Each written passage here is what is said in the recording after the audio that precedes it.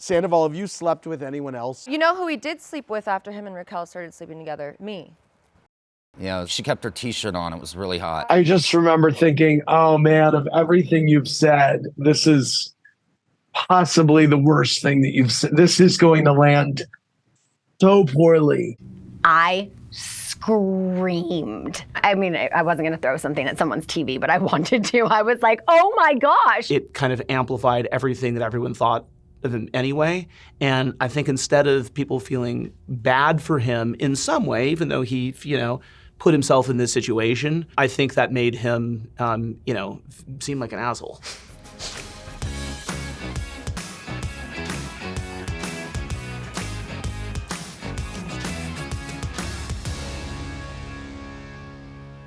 I'm Alex Baskin, executive producer of Vanderpump Rules. I'm Andy Cohen, the host of the Vanderpump Rules reunion. I'm Erica Forstadt, SVP of Current Production at NBC Universal. Hi, I'm Scheana from Vanderpump Rules, and this is Variety's Making a Scene. This reunion was unlike any other reunion because we have not had restraining orders at other reunions, for one thing. Scheana, because of the temporary restraining order that Raquel has against you, you will have to leave the stage before Raquel joins us. Raquel had a restraining order against Scheana, and just because this is showbiz, they actually both have the same attorney. Now, it might be their entertainment transactional attorney, but the point is there was conflict in every sense heading into this reunion. I was going back and forth with production and my lawyer on how were we going to be able to make this work, because my lawyer was very stern in saying if we don't have in writing from production that they will abide by every aspect of the restraining order, I highly recommend you don't go. We cannot chance you violating the TRO and getting arrested on set. He's like, yeah, I'm sure that would make for great TV. We don't want that to happen. We couldn't move the date of the reunion for about a million reasons, which one was just logistically actually renting the stage and scheduling everyone to be there. We also kind of thought that we should lean into the reality, which was playing the fact that one cast member had a restraining order against the other. We then had 1,000 conversations with attorneys to see what kind of interaction Scheana and Raquel could have with each other. And it turned out that Scheana couldn't even be on the reunion remotely responding to Raquel. That could be a violation of the restraining order. And so we had to count out 100 yards. And 100 yards, as it turns out, is greater than the distance that our facilities would allow. So we had to bring in a separate trailer so that we could swap out Scheana and in Raquel and be in compliance with the restraining order, which was a reunion first. It wasn't until like the 11th hour, literally night before the reunion, that we were able to get something in writing to say, okay, when Rachel is in the trailer, Scheana is on stage. When Scheana gets in the car, Rachel gets in the car, she drives this way while Scheana drives this way. It was a whole choreographed plan that was very frustrating for production, which I continued to apologize for, but I'm like, I'm not the one who did this. I'm like, I mean, I did something that caused this, but I would have never expected it to get this far, to a legal standpoint, with someone who used to be one of my best friends. Certainly, if there are two people on a reunion stage who are not getting along, I view it as my personal job to not let anything happen. You backstabbing hoe? Get in my face again, I'll you up, mother. I'll you up so quickly, Tom. You're a worm with a mustache. My cards. And I think you saw that I had pretty good reaction time to James Kennedy, lunging towards Sandoval on several instances. And I was able to get him back. My cards didn't do so well, but that's okay. When did you realize that you had feelings for Raquel? My concern was that once we were in the room with everybody, that the group was not really going to let Tom and Raquel finish any sentences or speak or get a thought across.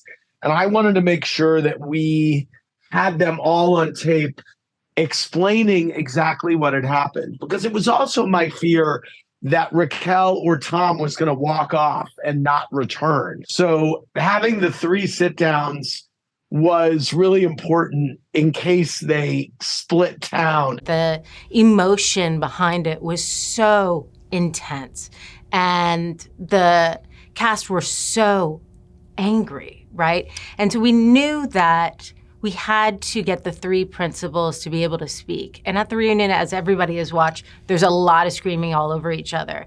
And so it was important for us to be able to hear their side of the story without any interruption. So we decided to do these one-on-ones, and that completely broke format for any kind of reunion we've done. Alex and I literally spoke 1,000 times on the phone, talking about, does it work? Should we take it out? Should we leave it in? Should we do our own special instead of incorporating it into the reunion? And it was important to keep it. And it was unusual, so why not try it? We kind of felt this whole season was unusual, and why not even go for it in any sense of the word? So I think we found a happy balance. We needed to schedule Raquel for the day of the reunion because there was some concern that if we had done her one-on-one the day before, then to the extent that she was any kind of flight risk, which she wasn't, to her credit, she stood there and took the heat. I don't want to upset my relationship with Scheana, You have no relationship with Scheana, you idiot. but I want to tell the truth. Okay. Ariana and I, every single year before the reunion, we will stay up so late all night texting back and forth about looks or this or that. And this year, she actually went to bed earlier, got a good night's sleep. I tried to do the same. Oh, the vlogger. The vlog is here. How are we feeling do you like today? my sweater? Sandoval's a liar. Sandoval's a liar. I wanted to wear a gold dress because I wanted Andy to tell me I looked good as gold. He didn't, but it's okay. I gave him the gold record, and that was my moment of gold in the reunion, which I was so happy about. But I knew Ariana was going in. She knew what she wanted to say. She knew what she was gonna wear. That revenge dress was killer. Don't even look at me. You don't deserve to look at this. You know, we were trying to figure out the choreography of the reunions and how this was going to play out, when we were going to bring Raquel out. So the team presents every year for any reunion. They present what they think the seating chart should be. And this season, there was obviously standout stories, which we all know what those are. And, normally the principals of those stories sit closest to Andy. And that's exactly how we had it. Schwartz, you're moving over one seat. No, he's not. No, he's not. Because I need a direct line to grab her by the throat. When Raquel was on her way out, we actually audibled at the last second because Ariana had an issue with her placement. And while we don't take direction from the cast, at the same time, we understood where she was coming from. And it was more important to us that we actually had the exchange between the group that was going to be out there than for us to get into a conversation about Ariana's comfort level, which we're sensitive to as well. And it's one of those situations where as much as, there's the notion that we're always dialing up the conflict and trying to make everyone uncomfortable. It actually is the opposite, where we have to, as human beings, consider the people that are on stage, the difficulty in the situation in the first place, and make a decision on the spot. Oh my God, Raquel walking out on stage, it was so tense. It's such a build-up. And then to watch the rest of the cast watching her, looking at her, staring her down, was a lot. Hi, Raquel. Hi, Andy. When I was sitting in my trailer and I'm watching and Rachel walks in, that look on Ariana's face, you could feel it. I would not want to be on her bad side. I was amazed by how poised and how Ariana let her rage focus into very kind of succinct sentiments towards Raquel and Tom. I mean, she was pretty amazing. Tom, you are in love. Sorry, I'm gonna laugh. This is delusional. This is hilarious and delusional. This was a redemptionless situation for him in terms of how he did. Not great. When Tom made the comment that he did about, him and Ariana being intimate, but, her wearing a T-shirt and, how that wasn't hot. I think he was exhausted at that point. And I think he felt like he had taken a lot of incoming fire. And I think he made a really regrettable, stupid comment that was bad at the time and then actually has played even worse than I remember it, which is saying something because we all, gasped when we saw it. He was a shell of himself. Really, he was shaking. I've never seen him in that shape, but that was a bad line. For her to do this to me, it has taken such a toll on me. Now I'm thinking I should have wrote Scheana a personal note. So for her to sit there and see me sobbing and to just be buckling her shoe and watching, blank stare, vacant, lights on, no one's home. I mean, bizarre. I could have never imagined that reaction because Raquel, who I was friends with, wasn't that person. I mean, I felt like she was someone who genuinely cared and could feel emotion. I was worried for Raquel's mental health going into the reunion. I still am. But actually, when I saw how unemotional she was, it made me think she was either really medicated or really out of touch with maybe her role in everything. Raquel and Scheana's different demeanors in their trailers, I think, reflect them on the whole. Scheana was really intense and really agitated. And I think one of Raquel's traits that is drawing a little bit of fire is the fact that she seems very level. And so I think in some ways that helped her that day because it helped her get through a really difficult day. But I think sometimes where it might do her a disservice is it seems like she's maybe not affected by what's happening or doesn't care. And she would maintain otherwise, but she had a very calm and level demeanor for someone who was going through what had to have been an incredibly difficult day. When Scheana is crying her eyes out and she says in the trailer, maybe I should have written her a note. I found that very confusing. And it made me think that maybe there was something she was missing about what these relationships really were. It made me think maybe she didn't think they were as real as the other people thought. I didn't understand. It's so crazy, the trajectory of my friendship with then Raquel, now Rachel, because I have been mourning the loss of my friend Raquel and asking myself, who the F is Rachel? Literally 2 nights ago when we were watching part 2 of the reunion, my cousin was like, do you have that book that all your bridesmaids wrote yourself a note in? I'm curious if Raquel ever wrote anything in it because we couldn't find her that day. We now know where she was. But it was the last page in the bridesmaid book. It was like, thank you for always keeping me on track or whatever. I was just like, oh my gosh, to read that back, it was crazy. Maybe if you just had your moment and said, listen, I'm truly sorry. I still love all of you. It's all the things in your heart. Honestly, Lisa was in a tough position at the reunion because she has her business partner who did a very bad thing that is indefensible sitting there on his own island. So as much as she doesn't agree with what he did, she also is a person where if any person for whatever reason is the sole person getting attacked, she's gonna kind of chime in to be there for them.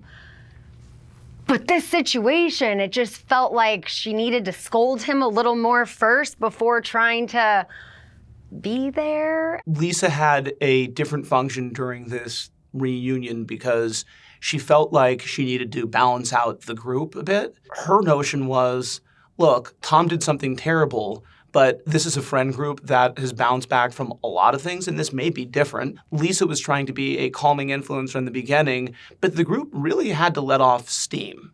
And so I think they didn't want to hear any mitigating or conciliatory thoughts from her. They wanted to yell and scream and express their passions in person and then maybe get around to reconciling later. So Lisa experienced what I would say is a version of the frustration that we do every day in trying to produce a show, which is that you're subject to real people feeling real things. There were a lot of questions I wanted to see addressed at the reunion. I think they were all asked, but I don't know if they were answered honestly. I wanted to know what Rachel was going to say compared to Tom Sandoval, if they had their story straight. Tom, when did you find out that they're f***ing, dude? Late August. He told me that. August? Yeah. Oh What? no. That's Did when you you guys told not me. put your timelines together to match? We do interviews after reunions as needed. The only one we needed to do this season was Raquel, and it was because she had gone dark on us for a few days before the reunion. So we did the interview thinking that we would just fill in a few missing pieces of the last couple episodes. But Raquel had something that she needed to say to Jeremiah, our showrunner, and it's a testament to the relationship that production has built with the cast that this kind of conversation would happen. You ready? Yeah. You okay? You seem like you're in a lot of pain. Yeah. Raquel told Jeremiah that she could not live with a lie any longer, and she gave him the entire breakdown of her relationship with Tom. And it contradicted the story that she and Tom had told us at the reunion. And we knew that we had to play that because it was important new information. But there was no question that it had to be the coda of the reunion. I don't want to lie anymore. I'm still finding myself having to lie about specific timeline things. So to us, it was the final capper on a season that was full of unexpected developments. I think what she did was incredibly brave and scary and surprising. And, you know, I think it shocked all of us. It certainly shocked me.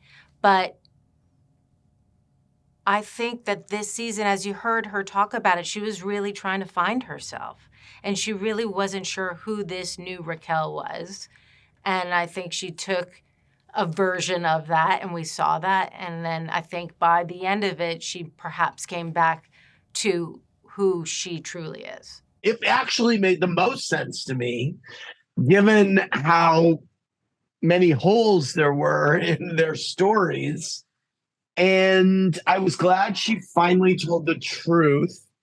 And again, it seemed short-sighted to try to continue a facade. It's really hard to keep this stuff up on reality shows. As far as next season goes, I mean, I know Ariana's planning on coming back. I don't speak to Sandoval or Rachel, so I don't know what their plan is. I would assume when you have an offer with a paycheck, you come back and you work, but and Sandoval's, you know, a narcissist and an egotistical maniac, so I would assume he would be coming back for that. Rachel is apparently in a mental health facility, last I heard. I personally don't see her family allowing her to come back. However, I could also see her family being like, okay, well, if we really play up this victim card and, you know, whatever they have learned about her at this facility or diagnosed her with, if we can, you know, put that out there for the world, then maybe you can have a comeback. So I could see it going one of two ways, but I do know that at James and Raquel's engagement party, her dad said to Charlie's boyfriend that they were never actually going to get married. They were just letting them play house, and the second the show didn't work in her favor, he would pull her. If that's not the biggest stage dad comment I've ever heard, I don't know what is. One of the secret sauces of a lot of the Bravo shows is that people have been able to kind of get over things in ways that they wouldn't. Listen, I was stunned that Tom Sandoval forgave Jax for sleeping with his then girlfriend at the time. I mean, I couldn't get over it. So I don't know that Look, Ariana's one thing, but I don't know that I believe that they'll have nothing to do with the principals. I also don't think that a lot of these folks can help themselves from another opportunity at getting to yell at Tom Sandoval or Raquel. Our plan is to launch into season 11 in a few weeks. We're pinning down the exact timeline, but it is within sight. As far as we're concerned at this point, the entire group will be back and see if that changes. Things often do. But the plan is that we will see how this group picks up the pieces from what everyone has just seen. I hope all the principals on Vanderpump Rules will be back next season. I think we all want to see what happens.